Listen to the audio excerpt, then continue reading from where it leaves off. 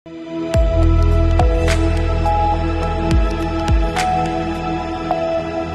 सी news Bharat में आप सभी का स्वागत है।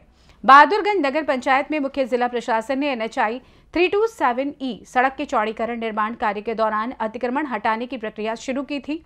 प्रशासन ने इस कार्रवाई में 165 करोड़ रुपए के मुआवजे का दावा किया था, लेकिन स्थानीय लोगों का कहना है कि उन्हें मुआवजा नहीं दिया गया और बिना नोटिस के उनके घरों पर बुलडोजर चला दिया गया। अब इस मामले में एक महिला प्रीति ने ये आरोप लगाया है कि प्रशासन ने यह दावा किया है कि उन्होंने उसके घर पर नोटिस चिपकाए थे और फिर उसके घर को हटाने के लिए बुलडोजर चलाया। हालांकि जब इस मामले की जांच की गई तो ये सामने आया कि मामला अभी भी न्यायालय में था। इसके बावजूद प्रशासन ने न्यायालय के आदेशों का उल्लंघन किया और अतिक्रमण हटाने के कार्य को बिना उचित प्रक्रिया के पूरा किया। सवाल ये उठता है कि जब प्रशासन संविधान और सर्वोच्च न्यायालय के आदेशों का पालन नहीं करता तो ऐसे मामलों में जिम्मेदार अधिकारियों पर कार्रवाई आखिर कब होगी?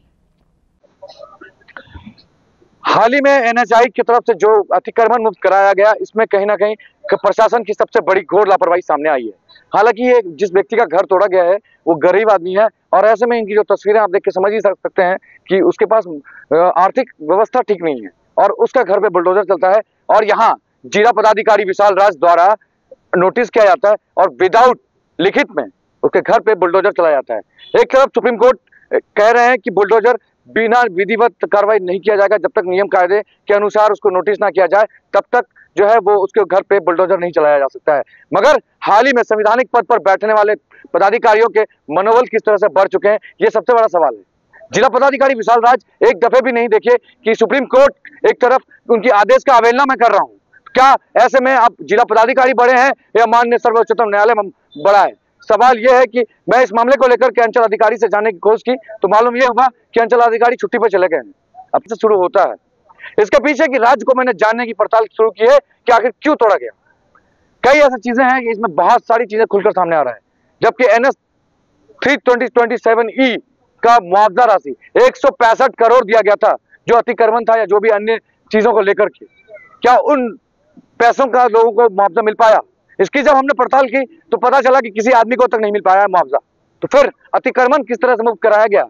या कुल माना जाए कि इसमें विभाग संयुक्त है या फिर यहाँ के जनप्रतिनिधि भी शामिल है? ऐसे करप्शन के खिलाफ एक तरफ बिहार के डॉक्टर दावा है कि भूमि से संबंधित किसी भी समस्याओं को निदान किया जा रहा है। माननीय मंत्री जी के नाक के नीचे ऐसा काम हो रहा है तो इससे समझ में आता है कि मंत्री जी भी सम्मिलित तो नहीं है। ऐसे मामले की लेकर सी न्यूज़ भारत की पड़ताल जारी है। मैं आपको बताना चाहता हूं कि इस मामले की जब हमने जानकारी चाहिए, अंचल अधिकारी मिले नहीं। जब हमने इस मामले की जानकारी ली तो आरोप का कहना हमारे विभाग द्वारा उनको सूचित किया गया था। क्या लिखित में सूचित हुई थी? अगर मार्किंग कराया जाता, क्या उसके पास वीडियो रिकॉर्ड भी है? तो फिर जब ऐसी चीजें कुछ आधार नहीं मिलते हैं तो अब सवाल उठता है यहाँ से, प्रशासन की इस तरह से मनोबल बढ़ती है कहाँ से? कौन है इसके पीछे? या कहीं ऐसे नहीं है कुछ नकाबपोश चेहरे हैं जो करप्शन करने पे मजबूर कर रहा है, या फिर इसमें माननीय मुख्यमंत्री नीतीश कुमार भी सम्मिलित है जो करप्शन करवाने पे मजबूर है, या फिर यूं कहा जाए कि ऐसे में बिना पैसे का काम नहीं हो रहा विभाग में? सवाल तो बहुत सारे हैं। ऐसे में बिहार में इस मामले को लेकर लगातार सी न्यूज़ भारत पर उजागर करती है। रीजन यह है कि प्रशासन की लापरवाही कैसे हो सकती है? क्या इस बिहार के किशनगंज में गरीबों को इंसाफ मिलना मुश्किल है? कुछ ऐसा भी खबरें हैं, मैं आपको वो भी दिखाना चाहता हूँ। परिमार्जन के नाम पर पैसे अगवाई की जाती है और मोटी रकम लेने के बाद परिमार्जन किया जाता है, और जो पैसे नहीं देते हैं तो 8 महीने से लेकर 12 महीने तक का चक्कर अंचल कार्यालय का लगातार पड़ता रहता है। क्या हो सकता है इस सिस्टम में लोग बैठे करप्ट हैं? सवाल है कि बिहार के मुख्यमंत्री चुनावी माहौल का प्रगति यात्रा कर रहे हैं। ये प्रगति यात्रा सिर्फ दिखाने के लिए हो रहा है। सच तो यह है कि आज भी करप्शन दुगुना बढ़ चुका है। मुख्यमंत्री जी के 2 दांत हो चुके हैं, एक दिखाने के लिए और खाने के लिए, यानी छुपाए हुए दांत जो है वो खाने के लिए है। इसीलिए क्योंकि करप्शन इनसे ही शुरू होती है।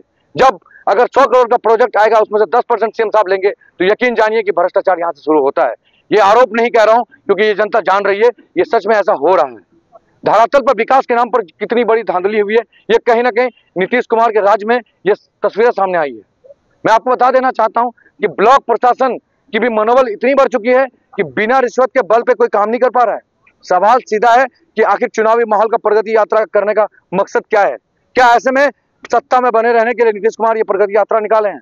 सवाल बहुत सारे हैं कि आखिर गरीबों के घर पे बुलडोजर चल रहा है, सुप्रीम कोर्ट की अवहेलना की जाती है। समझ में ये नहीं आ रहा है कि संविधान बड़ा है या पदाधिकारी बड़े हैं।